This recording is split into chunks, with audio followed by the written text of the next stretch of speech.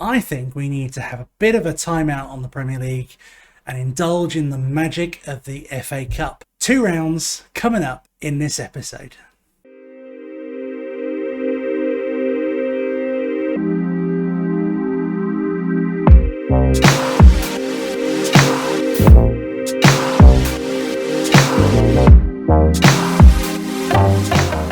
So our next game is against Southampton in the 5th round of the FA Cup at home, and it represents a really good opportunity to get through to the next round. Southampton are a side who are not doing all that great. We played them previously in back here in January, wasn't it, where we beat them just by the single goal to nil.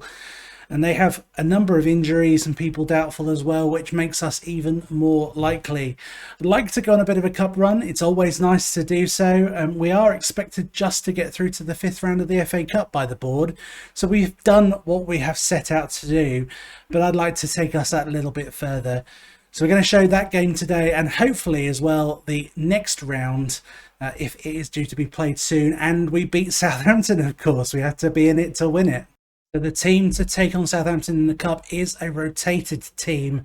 In goal, Tim Ronning. Right, Max Aarons. On the left, Xavi Quintilla.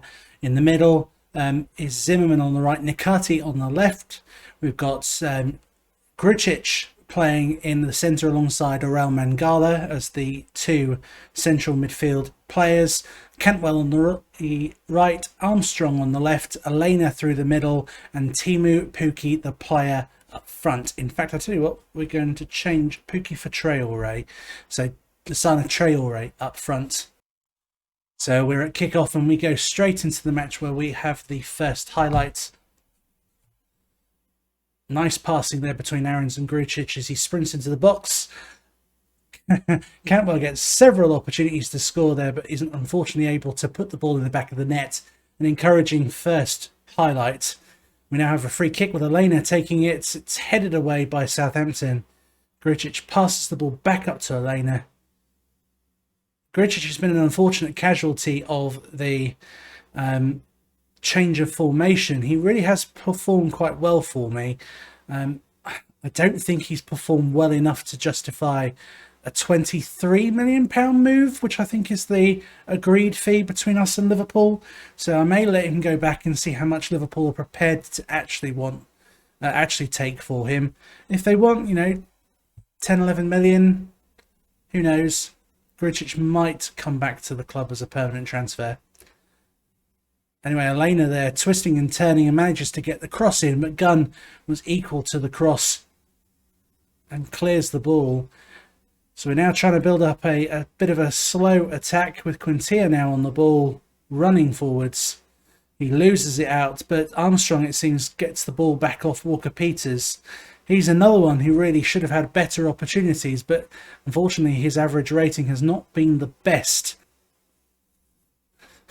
this so far. That, I think, was a hit against the bar, causing it to fly over like that from Max Aarons. Zimmerman there with a header as well into Gunn's arms. So we're getting all the opportunities here. We just need somebody to put the ball in the back of the net, really. Grujic again, he finds Quintilla on the edge of the box. Quintilla shoots, and that's what I'm talking about. That was a shot that no keeper would save. Step up Xavi Quintilla for his first goal of the season. What a goal this was. We're going to watch this again because I really was impressed by just how well Xavi Quintilla took this. One touch, second touch, hits the ball right into the corner.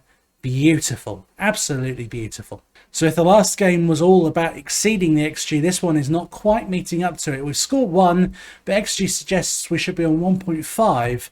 Don't think it's necessary to make any changes so far. It seems our rotated side is perhaps doing the business for us, which is good. So it's Lassana Traore at the minute who's looking the most likely candidate to get the chop. And I think that's what we're going to do. We're going to bring on Timu Pukki. Traore is an interesting case because I'm not sure what to do with him. He's not performed anywhere near the sort of level needed to remain in this team. He's been very, very poor indeed. But he has a lot of potential. He can grow. So he may yet get another season at the club with opportunities to show that he's capable of being my long-term first choice striker. But we're at full time. It's 1-0. Not going to complain at all because we've rested a lot of players. So a very good result. Xavi Quintilla in particular impressing. So I'm going to pick him out. So having beaten Southampton to get through to the quarterfinals, we are now doing the draw. There are some big teams in this draw: Chelsea, Liverpool, Man United, Manchester City, and then there are some smaller teams as well. I say smaller. Ourselves, of course, Fulham, Newcastle, and West Ham, currently top of the Championship, I believe. So we're going to be facing a difficult opponent no matter who we get, but let's hope for one of these, one of Fulham, Newcastle, or even West Ham, then maybe one of the bigger boys, because it might mean we get a trip to Wembley if we can get through to the semi-final. So here we go. Chelsea are the first team out, followed by Newcastle. Manchester City, the next club out, against Liverpool. So big teams facing one another. And here we go. Norwich are going to be facing one of Fulham, West Ham, or Man United. Which is it?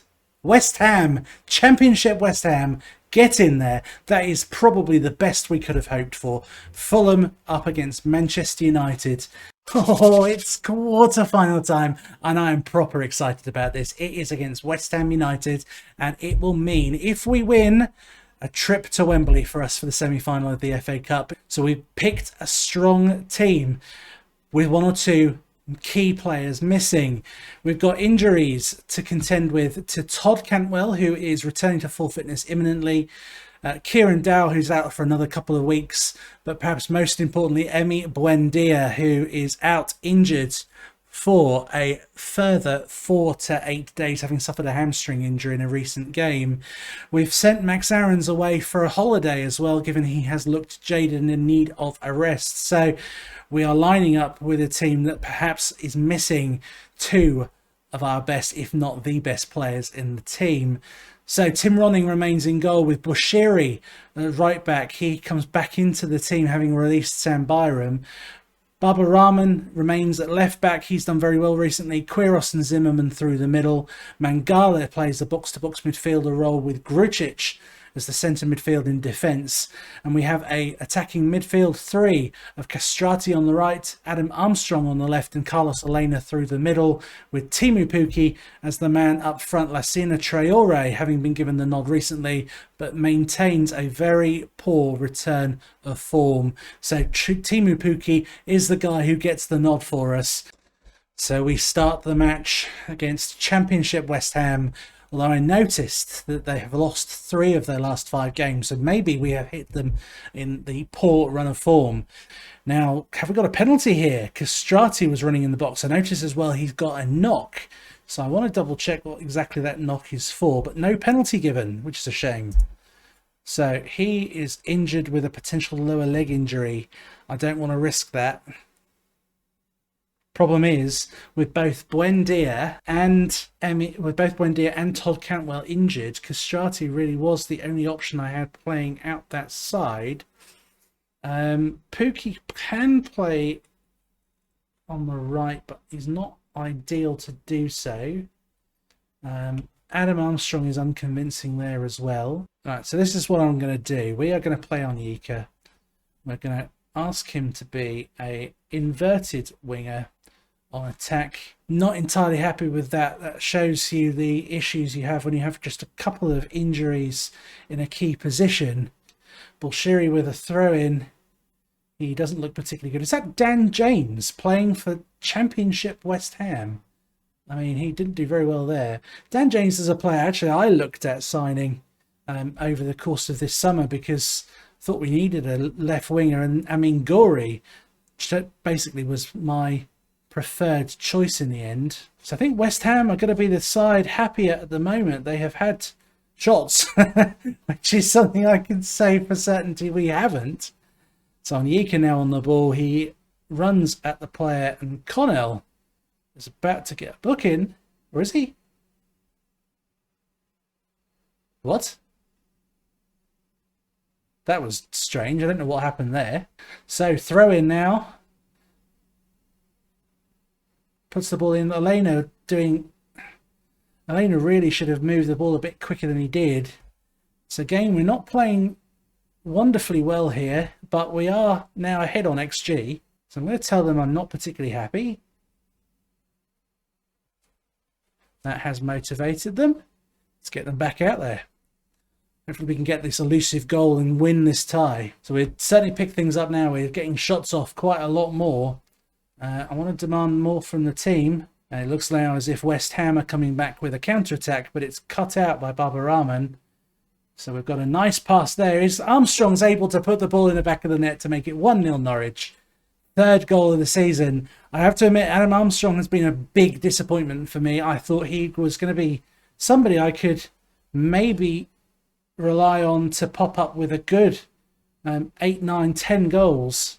So the fact he's only scored 3 so far this season has disappointed me. Maybe he needs to spell up front. I mean, in fairness, I haven't been doing that. So we have a few people who are tiring, including Baba Rahman. I'm going to play Ben Gibson. Ben has not had the opportunity to have too many chances for me. So maybe this is his opportunity. So Bolshiri with the throw. It goes above his head. Gricic managed to pick it up though. Now some nice passing to Pukki, who puts the ball to the back of the net. 2-0, his 17th goal of the season. I mean, if you'd have told me that Teemu Pukki would be my top scorer and striker this season, I think I'd have probably been rather unhappy. But 17 goals, you can't complain with that outcome, can you? So it looks like we have pulled this off with a far better second half performance. But we have one final highlight. Elena putting the cross into Onyeka, and Onyeka scores. He has done very well considering he's been played very much out of position.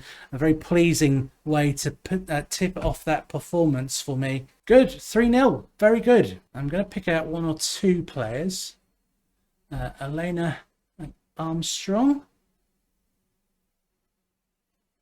Oh, and Onyeka. So we are Wembley bound for a semi-final in the FA Cup. And we have the draw right here. To be honest, it's much of a muchness as who we get. Manchester City, Chelsea and Manchester United go into the pot with us. So to be quite blunt, it's going to be a hard fixture no matter who we get. So let's see what happens, shall we? So first out of the pot, Norwich. We get Chelsea. Chelsea, who beat us 4-0 in our recent league encounter. They are no pushovers, and they're a team who I think we are going to make, well, we're going to have to be at our very, very best in order to beat. A cup run is never a bad thing, and it's given us a bit of a distraction from the league campaign, but we are back to that league campaign next with a game against Wolverhampton Wanderers in our next episode about 3 p.m. So I hope to see you then. And I hope if you've enjoyed this episode, you'll take the time to like and subscribe to the channel, share it about with all your friends and do all the usual YouTube stuff. I'd be very grateful for that. And as always, if you'd like to make a comment, if you'd like to send me a message on Twitter, please do so. I would be happy to hear from you. So, thank you very much. Take care and goodbye.